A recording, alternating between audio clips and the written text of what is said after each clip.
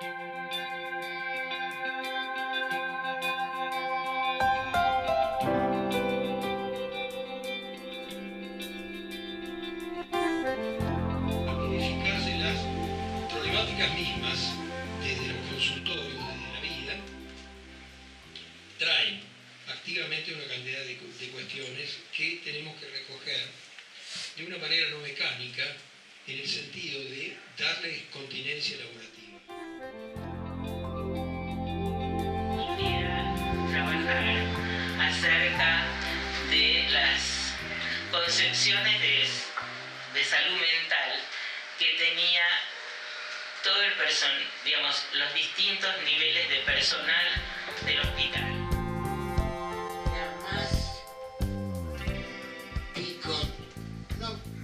Con tolerancia, con indiferencia al proceso. Siempre lo vi como un hecho muy negativo para el país.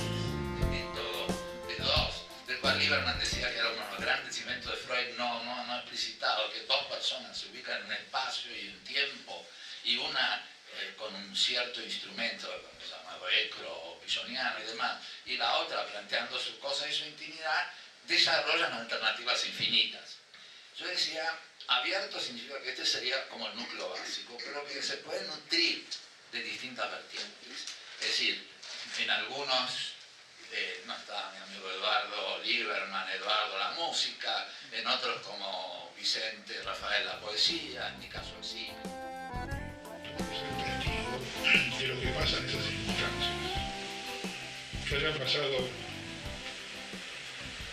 15 años, 20 años, de la desaparición del hijo o de la hija, del encuentro de los familiares con los restos, que hagamos la primera restitución y nos encontramos con familiares que se abrazaban al cajoncito como si fuera el momento del encuentro con el muerto. O sea, toda una cantidad de cuestiones teorizadas sobre los duelos especiales y lo que queda en suspenso hasta que no se encuentran los restos, hasta que no se tienen los restos, estaba allí muy vivamente y de una manera muy impresionante.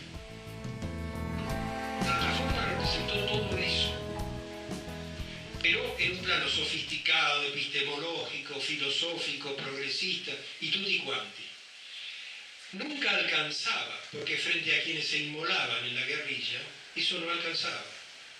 Entonces, a eso hubo de acompañar un procesamiento ideológico y político muy profundo, muy profundo, lo que son colectivos, lo que son proyectos a largo plazo, lo que es nuevamente la deposición del narcisismo y el narcisismo de las pequeñas diferencias, etcétera, etcétera, ¿no? Entonces, es en ese contexto donde aparece el Centro de Docencia e Investigación.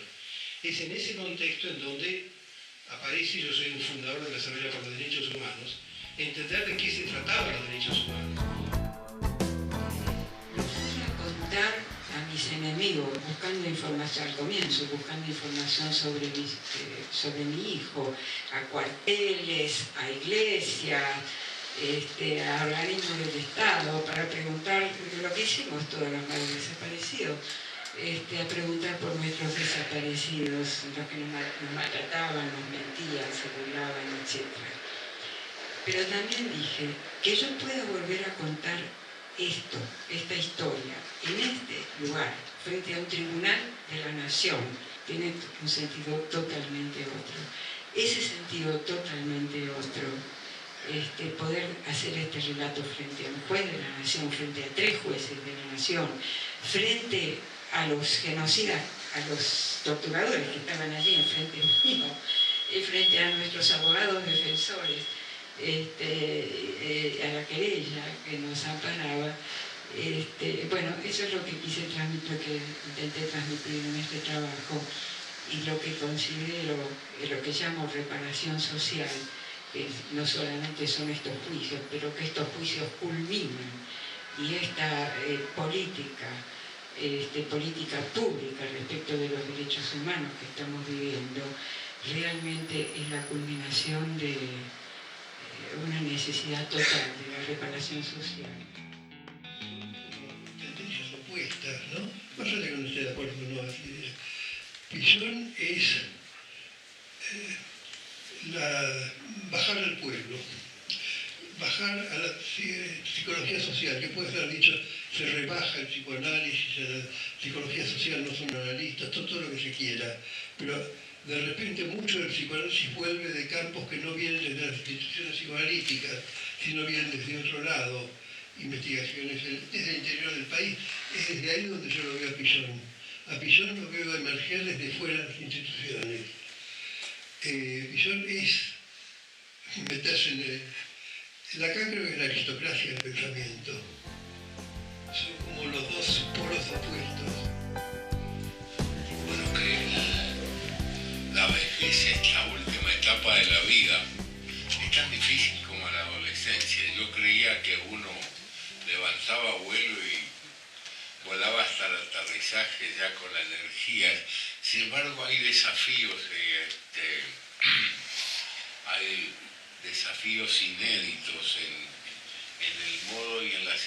Sobre todo por un mundo que cambia y uno que ya creía tener una cierta familiaridad, le cambian los códigos y las coordenadas para entender y hay que renovarse.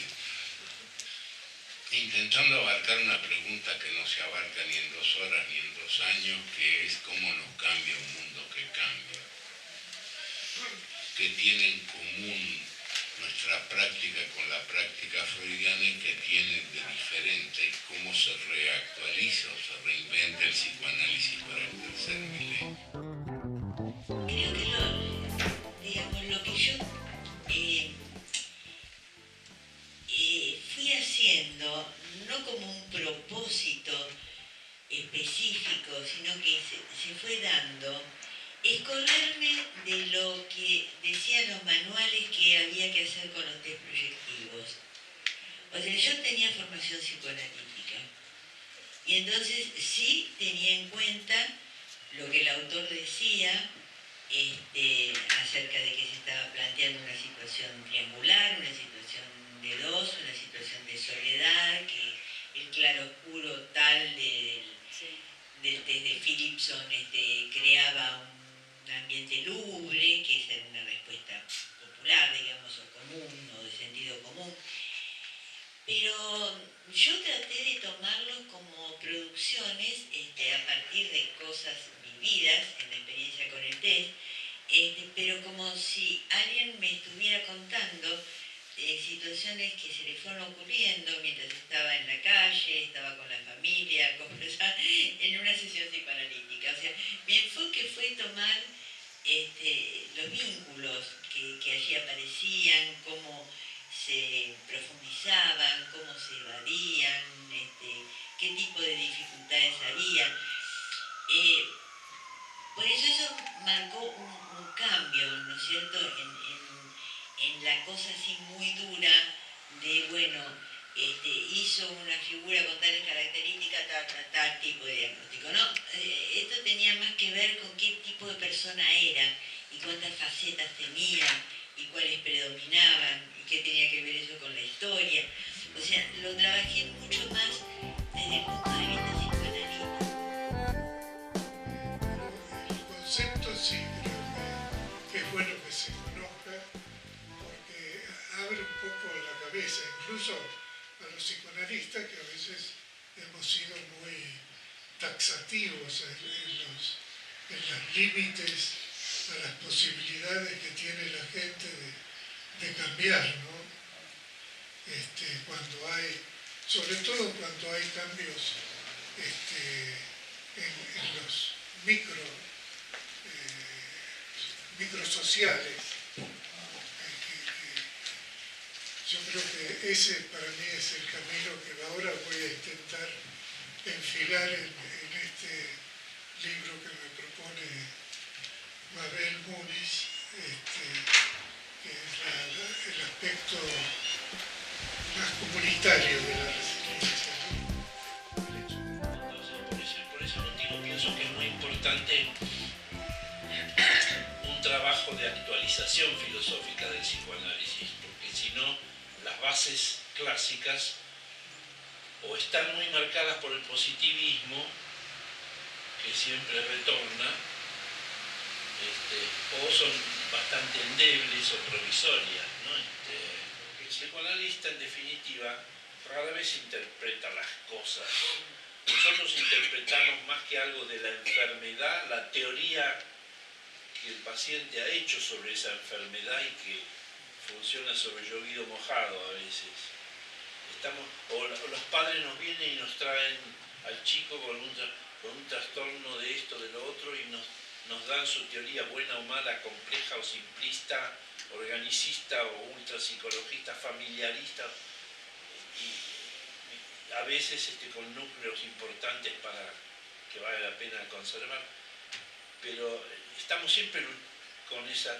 Y en esas teorizaciones hay toda una serie de cristalizaciones donde al fondo de todo está el viejo Platón, Sócrates,